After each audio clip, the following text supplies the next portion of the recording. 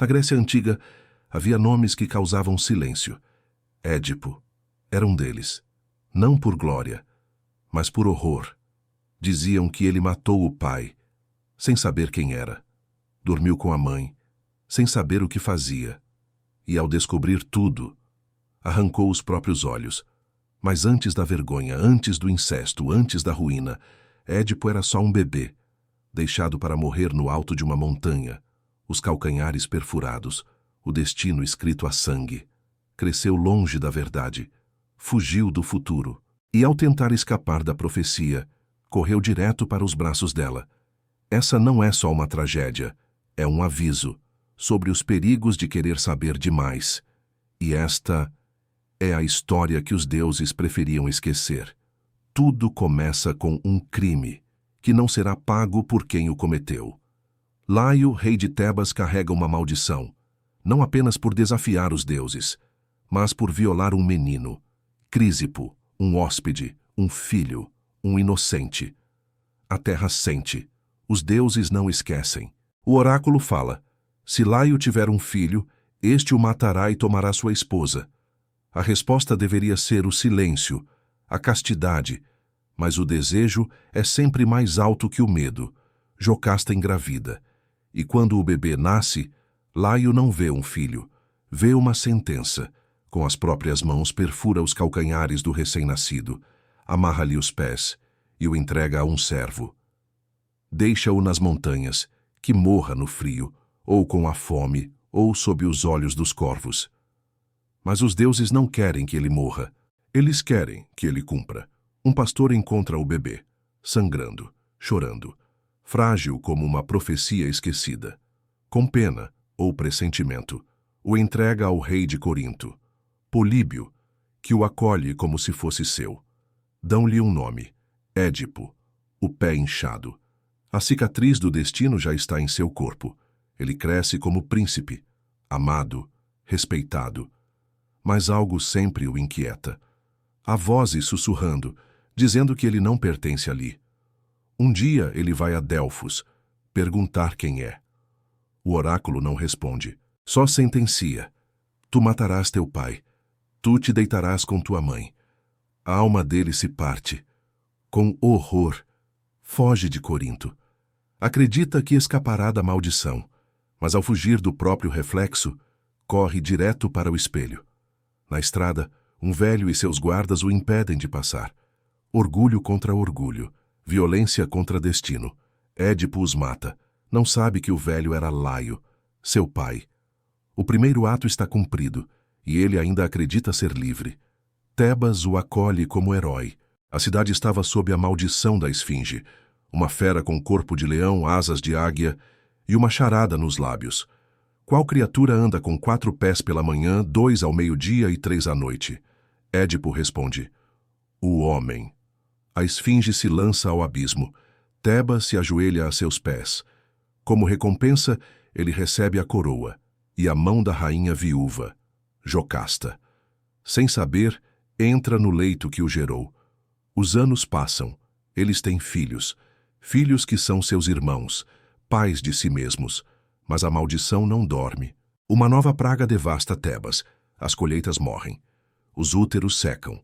Os deuses silenciam. Édipo consulta o oráculo. Tebas será purificada quando o assassino de Laio for encontrado e punido. O herói vira caçador, mas persegue a si mesmo. Convoca o profeta cego, Tirésias. Dize-me a verdade. E o silêncio responde. Tirésias resiste, mas Édipo insiste, grita, ameaça. Então o velho diz: tu és o assassino que procuras.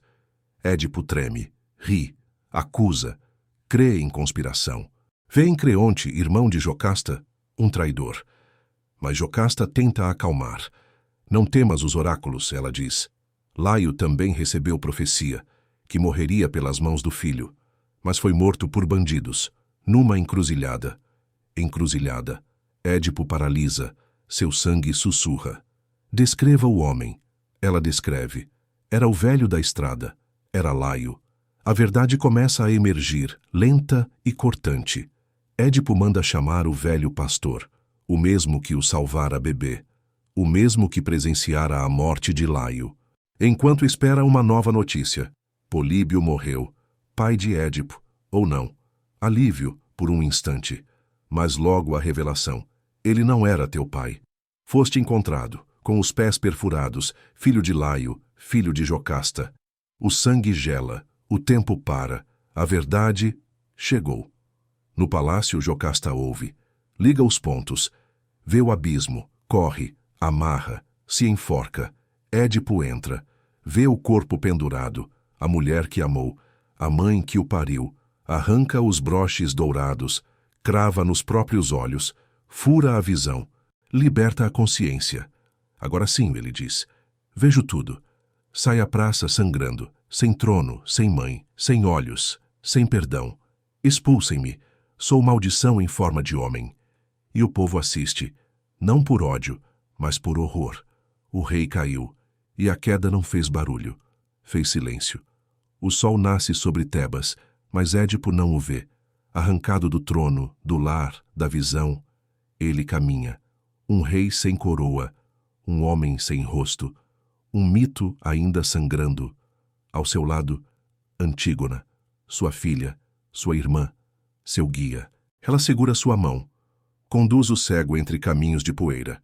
Não o teme, não o julga, só ama.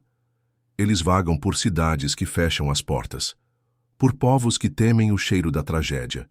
Mas Édipo não busca abrigo, busca esquecimento, ou sentido, ou um lugar onde o silêncio não o condene. Chegam a Colono, terra sagrada, habitada por sombras antigas, guardada pelas Eríneas, deusas da vingança. Ali, Édipo sente algo diferente, uma paz sombria, um chamado que não vem da terra, mas de dentro. Ele senta junto às pedras, toca o solo com as mãos vazias, sente que chegou ao fim. Aqui, ele diz, aqui meu corpo terá valor, não como rei, mas como ruína sagrada. O povo de Colono teme, mas o rei Teseu entende. Édipo não quer perdão, não quer redenção, quer desaparecer, sem sepultura, sem nome, só como símbolo. E assim se faz.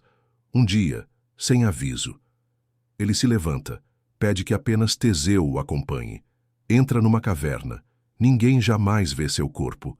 É como se tivesse sido absorvido pela terra.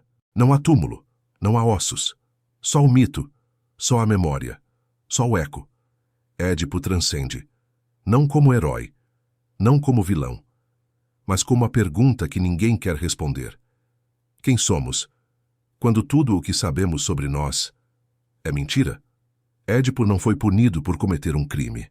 Foi punido por buscar a verdade. Em um mundo moldado por silêncios, por segredos enterrados sob templos e coroas, ele ousou perguntar, ousou olhar, e descobriu que às vezes, ver é morrer por dentro. Os deuses o condenaram, mas o fizeram através do tempo, da carne, do sangue. A tragédia não veio como raio, veio como revelação em câmera lenta. Édipo nos obriga a encarar uma pergunta impossível. E se o pior que existe em nós não foi escolha nossa? E se estamos todos cegos, esperando a dor que nos desperte? Ele não pediu glória, só sentido, e o encontrou, na escuridão. Seu corpo se foi, mas sua história permanece como um presságio. Toda vez que você tenta escapar do destino, lembre-se, pode estar correndo direto para ele. Se essa tragédia te atravessou, se em algum momento você sentiu o peso do destino em sua própria pele, inscreva-se no canal, aperte o sininho, porque aqui os mitos ainda sussurram. E nós escutamos. Curta, compartilhe. E nos comentários escreva: eu teria coragem de saber quem eu sou?